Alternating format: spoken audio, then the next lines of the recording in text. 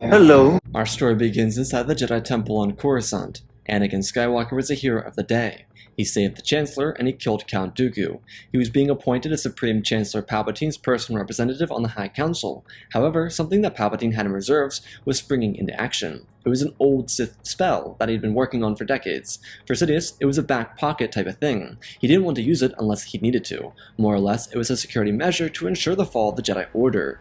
He knew that the deeper into the war the Jedi got, the further away from their moral code they would fall. He had been close to the Council for the longer part of the last 13 years, always being around them and interacting with them.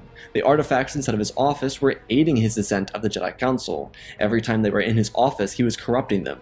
He did the same thing with Skywalker as well, but upon the revelation of Padme being pregnant, Sidious thought it'd be prudent to establish a line for a second plan of action. He always had to be 3 steps ahead of anyone. If this plan was going to work, he couldn't just be reliant on Skywalker turning to the dark side. Surely he could take Padme and the child if Anakin showed no signs of turning to the darkness. However, the activation of the ancient Sith trick began almost immediately. It was seeping through the Council and now was beginning to make itself present in each Jedi Council member.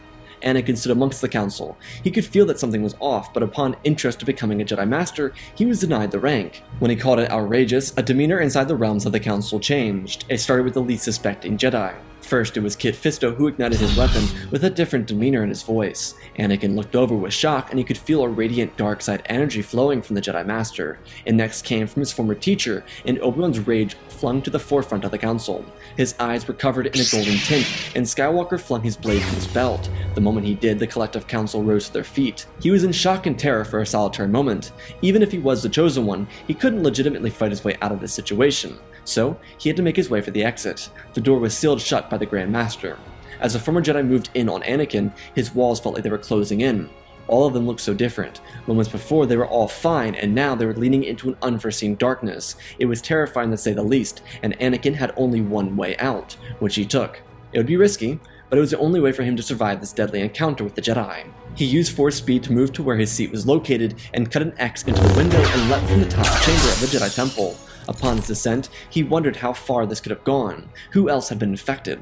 The truth was, no one had been. It was a curse that beset the Jedi High Council. This was because of their allegiance to the dark side and to the Sith, or more or less, their consistent and incessant need to be inside the Republic Executive Building with Palpatine. They played right into his favor, and his manipulation turned them all to the dark side, without his knowledge. Now he'd have to keep all of them in check. Anakin used the Force to protect himself from hitting the ground and hurting himself. He leapt over pieces of the structure until he got down to the main level and began searching for Sindralik. When he found the Temple Battle Master, he was completely unaware, and Anakin told him of what had happened. This, of course, was bizarre for Sindralik to hear, until the Jedi Council bashed through the elevator, all of them looking so pale and lifeless, as if their souls had been sold to the devil. Sindralik looked at Skywalker in a state of perpetual confusion until he heard their lightsabers ignite, and then they began to hunt. Sindralik called over his communication device, summoning his temple guards to the location the council members were at. He looked at Anakin and told him to evacuate the temple. Sindralik knew that the council members collectively would be too much for any of the individuals inside the temple to handle. He also was evacuating mostly out of panic. As Battle Master, he was taken from command over the temple guards to the entire Jedi Order in a split second, and in his rationale, it would help avoid any other collateral damage. While everyone was being evacuated, the few Jedi Council members from around the galaxy made a beeline for the Jedi Temple.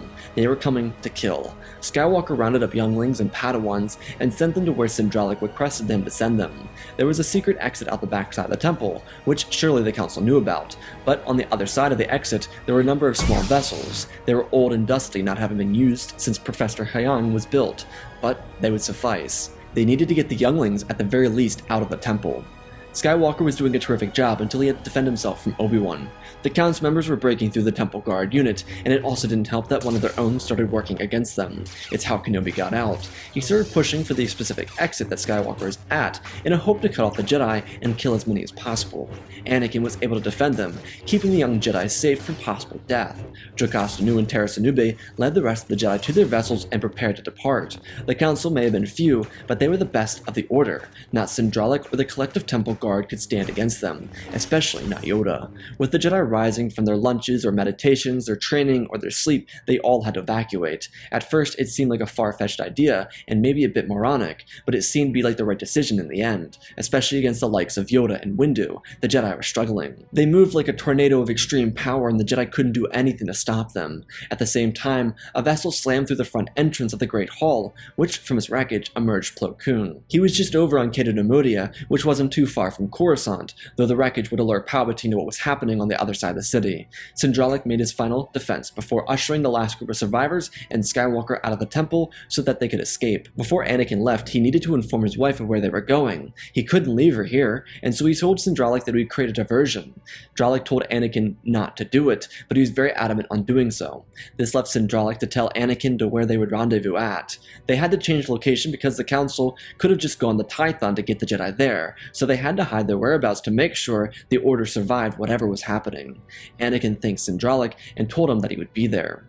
Skywalker turned down the hallway and started calling out to the Council members by name, drawing their attention like a hive of flesh-eating brainlets. He began running as fast as he could, booking it down the hallway with all of his speed and strength he needed to get to the hangar bay. As he started, the Council members only quickly found themselves chasing him. There wasn't a chance in the galaxy that he could challenge any of them now. He used their anger and aggression against them. All their powers and strengths were for nothing without control. He evaded all their couple strikes and slashes. He ran through the halls. They'd known much longer than him, but he had to make it work. Skywalker slid around the corner and was thrown off his feet by Yoda. Anakin slammed into the wall, feeling a crevice form around him. A lightsaber was whipped across the hall at him. Anakin fell out of the crevice to avoid being hit. As he slid out, he bounced up and rolled forward, avoiding another collection of strikes made by the Jedi Council members. Luckily, their ravenous desire for killing left them unable to collectively gather their thoughts for an insightful attack pattern. They were falling over each other, and it left Anakin room to skid past their attacks. He made his way for the hangar bay. He could see the entrance before Kit Fisto and Agan Kolar slid out of the hangar bay. They were both known for their talents with a lightsaber, and Anakin had to be careful when approaching them. His blade ignited, and he parried a strike from Fisto before ducking and weaving a magnificent three-point saber combo made by Agan. It was just what he needed. He got around the two of them and he launched himself into the hangar bay. There was a Jedi ship on the platform. Oh, that amazing little astromech. It was R2, and the ship was ready to go. Anakin moved his feet as fast as possible, throwing objects out behind him before being clipped in the leg by a lightsaber. It was Yoda. The Grandmaster launched himself forward as Anakin fell to his feet. He was able to avoid a slight attack made by Yoda. The cannons on the Jedi shuttle rotated backwards and began to fire, which gave Skywalker the opportunity to get to the ship and get in. R2 launched the vessel out of the hangar bay and towards Padme's residence. When they got there, they were able to get Padme into the ship.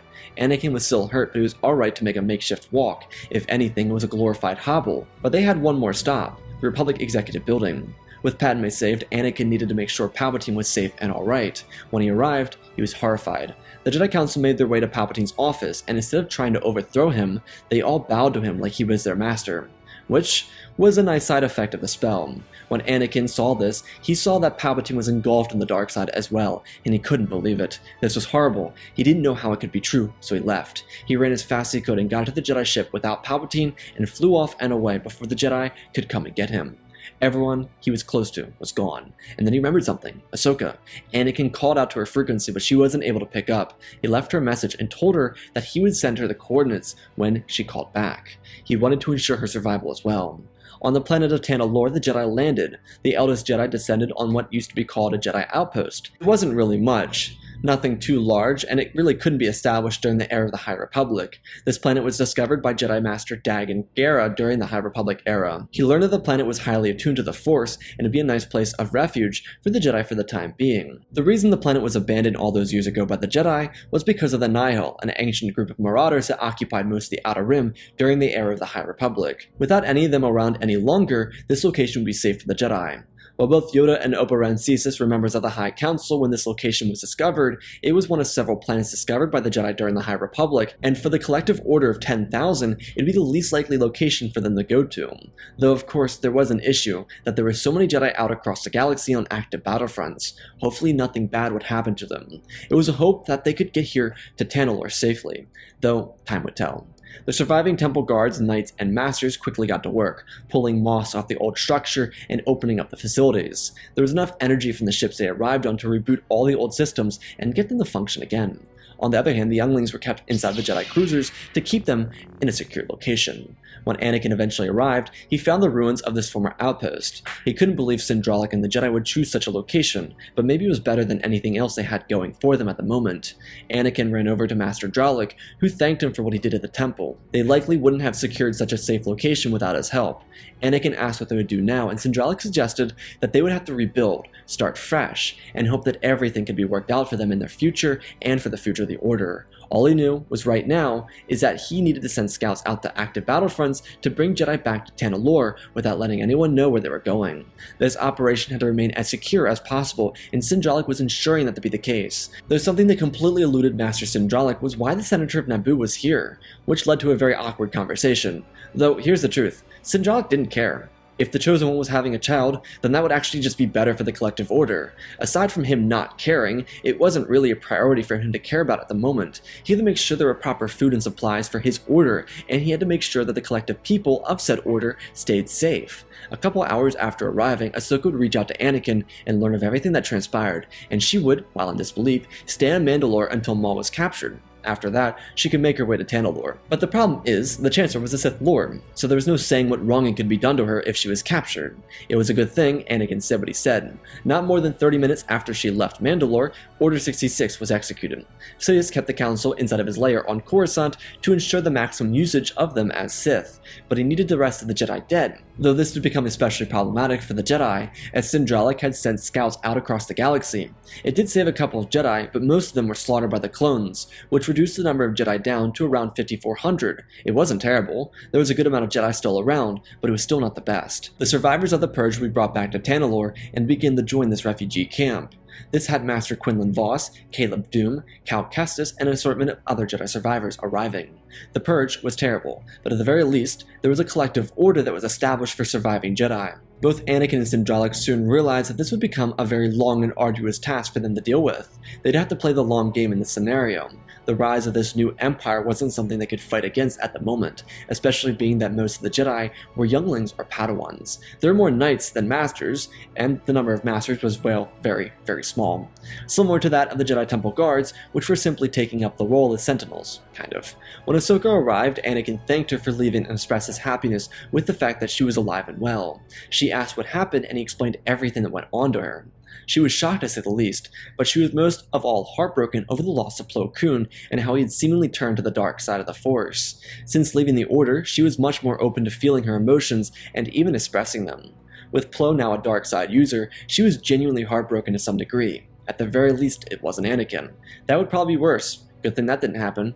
Ahsoka asked what the Jedi were planning to do, and he expressed that he was unsure, though Sindralik had a special surprise for Skywalker. Because of Anakin's heroics and the fact that Sin had every reason to trust Anakin, he made him a Jedi Master. Master Dralik expressed no desire for having a Jedi Council or hierarchy, but as a battle master, he did understand that he was the highest rank in the Order. There were a couple of Jedi that he could confide in, but for the most part, he felt a little alone. He had to manage the entire Order without the guidance of the Council. He at least had former Council member Tara Sinube and the librarian Jocasta Nu. The Jedi kept spies out in the galaxy and kept their ears open for any news they might hear or receive about the Emperor or what Palpatine was planning on doing. But it was all quiet. The Empire went about announcing the death of General Grievous and the capture of the Separatist Council, that all died in transports from Utapau to Coruscant, which was definitely not intentional. The Scouts were unable to report anything of the former Jedi Council members, which led to two theories, the first one being that Palpatine had them all killed, and the second one being that they were undercover operatives for the Sith Lord, and they were actively doing his bidding, while remaining in the shadows, of course. The Battle Master of the Jedi Order told Anakin that they had to prepare this outpost for any possible attacks. If they were not prepared, then they could lose everything, and no one wanted that to happen. A couple days after the rise of the Empire, Luke and Leia were born. It wasn't made public to most of the Jedi. The news was only shared between Sindralik, Jocasta Nu, and a couple of other figureheads that were roaming around this outpost. The reason for them knowing is because they had to take a midichlorian count. If the children were attuned to the Force as their father was, there would be hope after all for the Jedi Order to survive. When the results came back, they were surprised to say the least. Their counts were just as high as Yoda's, though nowhere near where Anakin's was. Sindralic at this point knew how important they were to the future of the Jedi, and offered to teach Anakin more about the Force so that when the kids were old enough he could instruct his own children the way he wanted. Sin and Anakin weren't close by any means, but Sin had heard rumors about Skywalker and he wanted to make sure they stayed on a friendly playing field. He told Anakin that he had his back through all of this, as long as Anakin had his. They had each other, and the Order, they had that too. But as they talked, Anakin expressed that he was eager to learn from the Battle Master himself. Also, as a Jedi Master, he wasn't restricted to any knowledge, so anything he wanted to know, he was informed about. This led Anakin to go on a series of learning adventures with Sindralic, Jocasta Nu, and Terra Sinube, the three eldest and wisest remaining members of the Jedi Order, and they all knew one thing: Anakin was the key to everything. Skywalker also knew this, and he understood that it was his duty to restore the balance and to ensure it stayed in place. He had to become more powerful than ever before and prepare unlike he ever had before. And while the loss of Obi-Wan was something that was hard for him to grasp, he had to accept what had happened. While Anakin had to begin his new leg of training, Padme wasn't exactly feeling the most at home. She didn't know anyone here, and while she was a very friendly person, it wasn't the most post-pregnancy welcoming scenario. It's not that she believed it was unfair, and she understood why they were here, but it didn't make it any less difficult for her.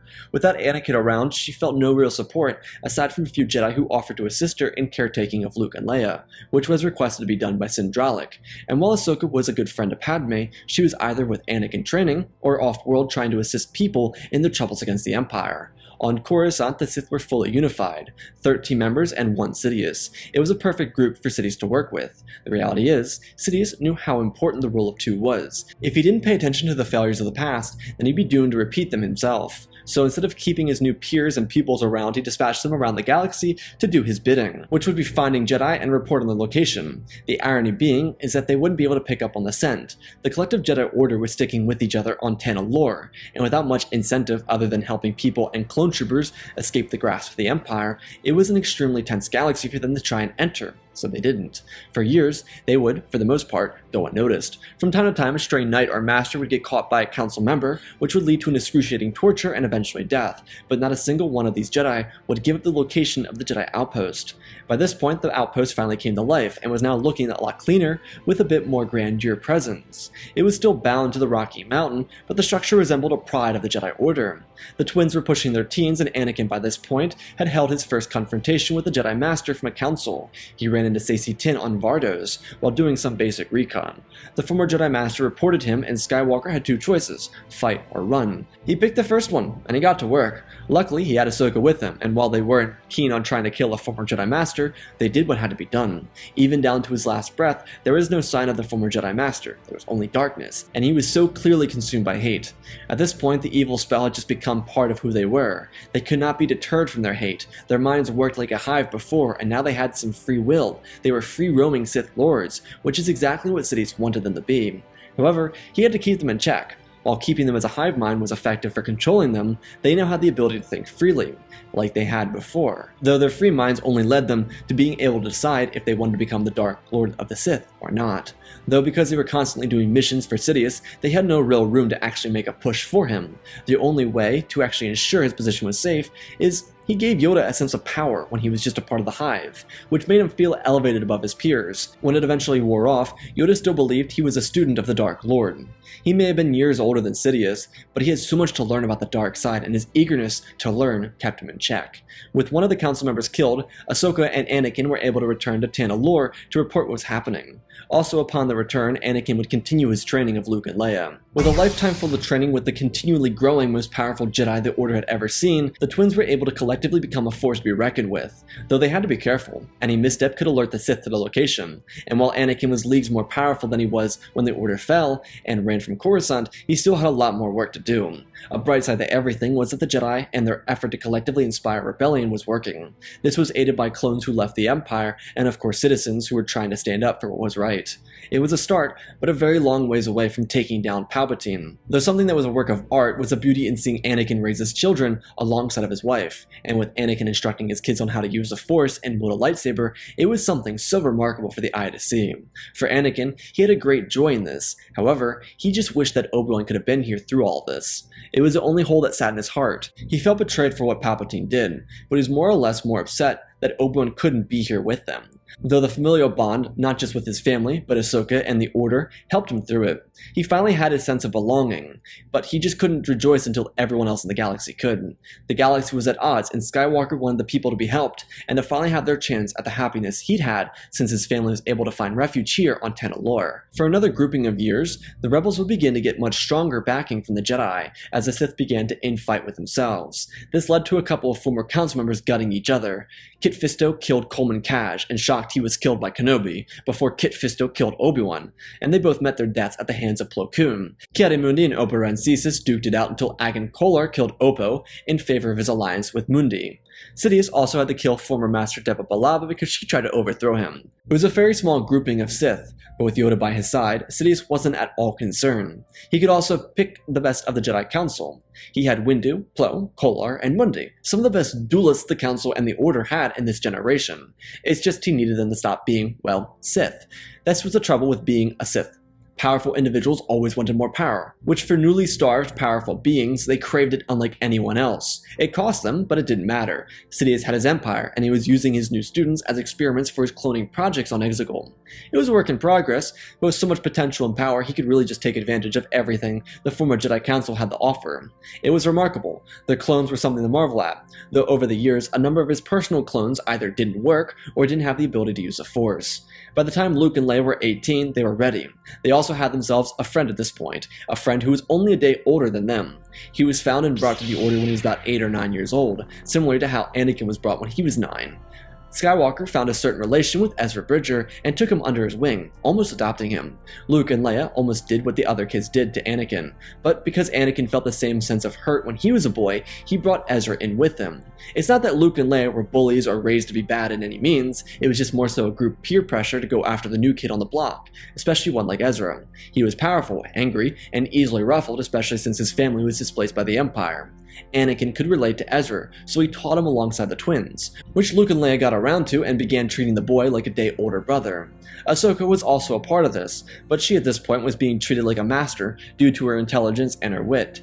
Though she didn't need to be inside the Order itself to be regarded as such, she was an excellent presence to have around. At this point, the Jedi believed they were ready. It wasn't just Luke, Leia, and Ezra that gave them this feeling. Anakin was unlike anything anyone had ever seen, manipulating the Force in a controlled and powerful manner. There was also an entirely new generation of young Jedi that were in their adult age or just about to become adults, such as Cal Kestis, Caleb Dume, and Reva.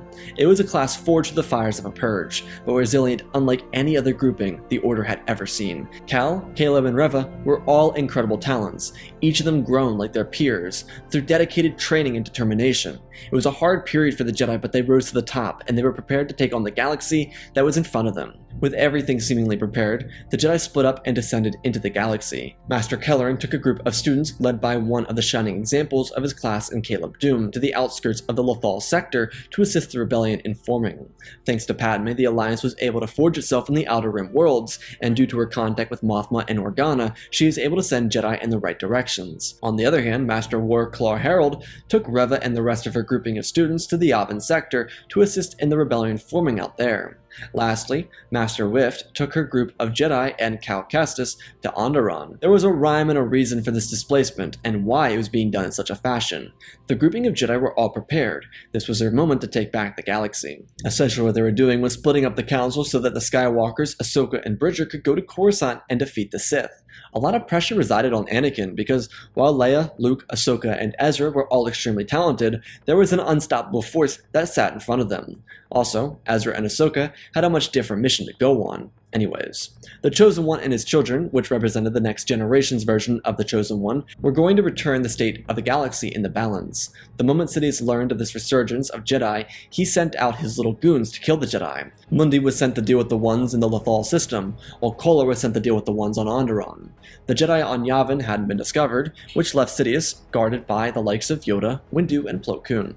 When the Jedi arrived at the Republic Executive Building, now Imperial Executive Building, they could feel the darkness. It was so overbearing, and they had to make their push now. If they didn't, then they would be left with more Sith reinforcements. Luke and Leia followed their father into the facilities, and they went straight to the Emperor's office. When they entered, only Yoda and Sidious were in there. Which sounds terrifying as it is, but where was Plo and Windu? The Skywalker twins ignited their lightsabers, but Anakin hadn't yet. He was skeptical of this being a trap. or at least a trap for Ezra and Ahsoka. Sidious and Yoda didn't hold time for pleasantries. Their blades hissed on, and Anakin prepared for his defense against the combined avatars of the darkness, Yoda and Sidious. How Yoda hadn't killed Sidious was a miracle in Anakin's eyes, so he had to be at his best. He also knew one thing. Despite his children spending their entire lives training for this moment, he couldn't take his focus away from the fight. If he stopped to check on them, the entire galaxy could suffer. He needed to be at his absolute best in this moment. The Skywalkers launched forward, and the battle began. Luke and Leia were off their best foot when it started. Thousands of spars couldn't prepare them for this. They were ready, they just needed a second to get into it. Anakin was able to easily and single-handedly take on the brunt of the first assault by both Yoda and Sidious. His skill at this point had doubled since the last time they met, and he was ready for anything they threw at him. He had to be ready. If he wasn't, the galaxy would suffer. The moment Luke and Leia were ready, the trap was sprung by Windu, and both of them had to double back to defend themselves. He was waiting for this moment to strike. Palpatine wished he had done it on Anakin, but Sidious only expected Anakin to have one child, not two, so the plan fell through there. Hopefully Plo would be able to dispatch Ahsoka and get back here. The issue with the Sith plan is that they did properly expect Ahsoka and Anakin and a child to show up. The only issue is there were two other children. Ezra may have not had a lifetime full of training like Luke and Leia, but with the Skywalker's teachings, that kid caught up real fast. Plo surprised the two Jedi by lunging out of a corridor and threw Ezra from his feet, but Ahsoka was able to stay strong. The parallels between Master and Apprentice were all the more present. Anakin and Ahsoka were the best out of these two separate groups. The kids had a long ways to go, but they would eventually get there. Elsewhere in the galaxy, Mundi and Kolar stood no chance after they were individually ambushed by groups of Jedi, being killed in the process. Inside of the Emperor's throne room, Anakin was stumbling. He was catching himself, but Yoda and Sidious together, fighting at their peak performance in the darkness, was consuming. It was terrifying, and Anakin would be remiss to admit he felt genuine fear about what he was facing. But he stayed strong, he stayed resilient. This was his defining moment, and while Luke and Leia were covering him by holding Windu to a tough fight behind him, it gave him the ability to strike at the Sith Lords. Anakin pulled his lightsaber across, blocking a strike by Yoda before lifting his hand and raising Sidious off the ground. The Dark Lord was shocked, especially since he wasn't being choked. This was not darkness, it was the light. He just lost all control of his ability to move. Anakin dragged his blade down with such force it smashed Yoda into the ground, though the weapon didn't contact him. The moment Anakin was about to strike Sidious down, Windu's lightsaber flew across the room and batted Skywalker back. It was a perfect force throw. Anakin was back into gridlock. He released his grip on Sidious and had to defend himself behind the back from a strike made by Yoda. His skill and perfection of the lightsaber was something truly to marvel at, and while Luke and Leia tugged against Windu, they couldn't help but be in awe at the precision of their father. Plo and Ahsoka got into a heated exchange, a heartbreaking one at that. He was so soulless, there wasn't an ounce of good left within him. Ezra got back to his feet and contributed to the fight against the former Jedi Master. Plo's skill with a blade had centuries on these two individuals, centuries of mastering the blade, and 2 decades of mastering the darkness. Ahsoka had to hold the brunt of the attack, but Ezra had her back by throwing himself against Plo. He was able to give Ahsoka actually time to seize an advantage, but it wouldn't stop there. Plo used the force against the two of them, shooting them both with a red electricity, throwing them from their feet and into the floor with incredible force. Anakin, not far away from them, was able to land a critical hit on Yoda, cutting through his chest and completely disabling the Sith Lord. Sidious was in shock. Anakin turned to his kids and told them to get and save Ahsoka and Ezra. They nodded their heads, and Skywalker lunged across, blasting Windu's blade and throwing him back. Windu stumbled, and from behind Anakin came a strike from Sidious, but Skywalker saw it coming from yesterday. Anakin spun his blade around and thrusted it backwards, throwing it through Sidious's torso, while Sidious's blade collided with Windu's face, crushing through part of his eye and down his cheek. Anakin pulled the blade out and spun around, breaking the lightsaber through Sidious's spine and extinguishing his life. As Anakin turned around, he landed a killing blow on Windu before he heard coughing. He turned back, and it was Yoda. There was no yellow tint in his eyes. There was no darkness. Anakin looked down in shock. He was so confused. Yoda told Anakin that he saved them. He freed them. Wait, no. It could not be. There's no way it could be. Plo. Anakin turned back as Yoda died painfully on the ground after years of possession, years of watching from the third person as he slaughtered the innocent and watched his own council turn in on itself. Anakin bursted out of the room, but it was too late. As the curse broke, Plo was standing in a confused and dazed state when Luke and Leia threw their blades through his chest and stomach. They would be life-ending strikes. He stumbled back and looked over, catching his breath. What had he done? What had happened? Plo couldn't beg for forgiveness, or try and understand why he was so disabled for so long. He simply looked over at those he cared about, Anakin first, for a short moment, and then to Ahsoka, the one he brought to the temple. He landed on his elbow and gave a slight nod of the head to her, and he fell backwards into a lifeless abyss. Anakin's blade dropped in slow motion. Shortly after its clinging tapped on the ground, his knees followed. What had they done?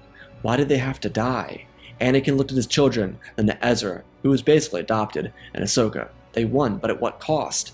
In that short last moment of Yoda's life, did he realize the extent of the pain they were all in? Whether it be Obi-Wan or Mundi or Windu or Yoda, they all suffered the same thing.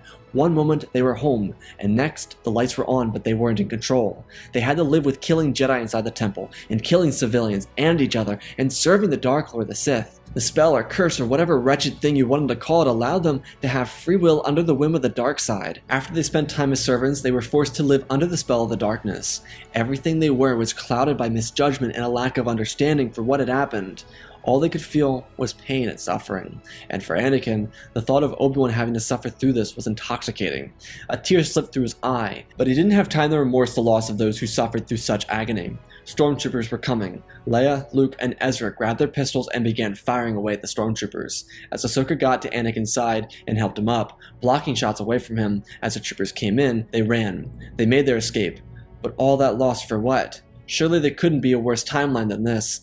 Anakin never wanted Obi-Wan or Yoda or Plo or Windu to suffer through that. They may have had their disagreements, but that was too far. It was uncanny and unreasonable. The Jedi made their escape and returned to the planet of Tanalorr after learning that the other former Jedi Council members had been killed on Onderon and Lothal. There was also something special happening on Lothal, which was Caleb Dume meeting a Twi'lek woman by the name of Hera Syndulla. Sounds enticing. He left the Jedi Order to join her on her endeavors. With Sidious gone, the Empire was fractured, though this fracture came from within the conflicting minds of the Empire turned on each other. All the while, the Visor of the Empire tried to hold it together. Turns out Mas Amedda was nothing without Sidious, so it all fell apart. The rightful leader of the Empire was likely to be Thrawn. However, with individuals like Tarkin and Krennic about, that was an impossible feat. They tried to maintain any sort of semblance of an empire or a strong force, but it crumbled out from under very quickly. Fleets turned on each other and officers sent bounty hunters on the others. It wasn't every day a bounty hunter targeted an Imperial officer anyways, and because of the lack of Caleb and Ezra on Lothal, the Ghost Crew, which was only Hera, Sabine, Zeb, and Chopper, the TIE Defender project was pushed ahead of Project Stardust. The irony is, this actually worked against the Empire. While Ghost wasn't able to take down the Imperial fuel depot on Lothal, or target the TIE Defender, the ship had some production issues within the first couple months, and so, when Palpatine died, funding was cut from both the TIE Defender and Stardust. This was meant to stop Tarkin and Thrawn from feuding, but it ended up thrusting the Empire into a civil war, with officers having to choose sides. Yularen may have known Tarkin for longer, but he joined against him. Krennic also joined Thrawn's side, but it was ugly. People knew Tarkin to be close with the Emperor, so they took his side out of security, which backfired quicker than you'd imagine. The Empire quickly slammed into shambles. It wouldn't take long for Ghost Squad, now equipped with Caleb Dume, and Rogue One, formed shortly after Andor learned of the Death Star, to take the fight head-on against the Empire. With thousands of Jedi rallying against the Empire, the galaxy rose up. Whether it be Cal or Reva, Luke and Leia, or Ezra and Anakin, the galaxy was inspired by the collective and unified Jedi Order. Padme rejoined her allies in Mon and Bail, and the storming of the capital would only take a couple of months. The Empire would rip itself apart, and the remaining forces would be left to take the fight to the Alliance. This also didn't bode well, because while Thrawn was able to outmatch Tarkin, it cost him his fleet, and eventually his life. This was because Rogue One stormed the Chimera after Thrawn had a hard-fought victory over Tarkin's last forces, and he was assassinated. With Thrawn, Tarkin, Gideon, Salone, Rax, and Krennic gone, the Empire is left to the Alliance, which essentially walked right into Coruscant and took down the flags of the Empire and rose the flags of a new republic. Though with the trifecta and Padme Amidala, Bail Organa, and Mon Mothma, the New Republic would have strong leadership to guide them through this period. Anakin would, since Syndralix and Jocasta Nu's natural deaths, move the Order back to Coruscant for the time being. It would bring a new sense of camaraderie to the citizens of the former Empire. For people born before the era of the Empire, it would be nostalgic to say the least, but there was a lot of work that needed to be done. While Exegol's temple was destroyed by the death of Sidious, Anakin and Leia would begin making their way out to find it. While Anakin and Luke were very close, Anakin was such a girl's dad, plus Luke was a bit of a mama's boy, which there's nothing wrong with that, because he was helping restore the Republic. Anakin and Leia would find the Sith Wayfinder that belonged to Palpatine and use it to traverse to Exegol. Just like their father, both Luke and Leia were fantastic pilots. Upon their arrival to Exegol, they would find a dozen snow clones roaming around. just aimlessly. They weren't really alive, more like zombies, but they killed them off. They searched through the labs and ripped what they could apart. They also found a fleet that belonged to the Final Order, but since Palpatine's death and the destruction of the Sith Eternal, there was no one around to actually help build it. The Shadow Council for the floundering Imperial Remnant was led by Brendol Hux, but that never went any further than a couple of meetings before it crumbled out from the inside out. Leia, while with her father, would learn of an old Sith hunter named Ochi, and she'd begin her hunt for the Sith hunter. It would lead her astray for a couple years, and during this time she would train her first student inside the Jedi Order. On the last couple years of her training of that student, she would finally catch the trail of Ochi, who had been hiding since the fall of Palpatine.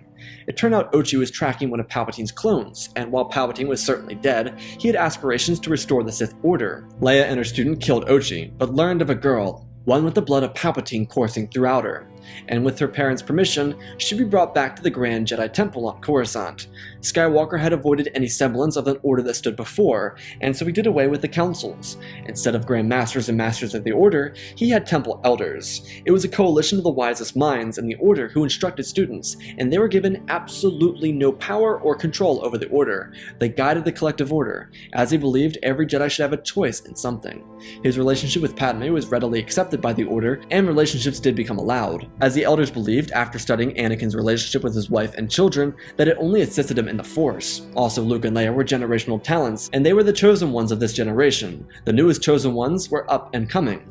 The youngest one was Rey, just brought to the Order, and the older one being Grogu, though he had a couple more decades until he could actually really become his generation's chosen one, which would explain why Rey came in. Anakin would take Rey under his wing and complete her training, as she would be his final student. With the Order rebuilt and the New Republic growing in a new age, without an empire or imperial remnant, the galaxy could finally unite in peace. And that, ladies and gentlemen, is our story. Again, special thanks to Galva Gaming, Tristan, Darth Revan, Pimp Daddy Bane, The Last Jedi, Apollo, Jedi Sloth, Mr. Yeet Gamer, Flynn Vassens, Mad Maddie Studios, Anakin003, Lemon Knight, Rex the Wolf, the man with 3 first names, Dart Saint 46, Baron Joshua, and Lord Deadwing for supporting the channel. Smash that like button if you want to support me in other ways. Go check out that Patreon. There's a lot of behind the scenes stuff there if you want to check it out. Otherwise, let's watch our story.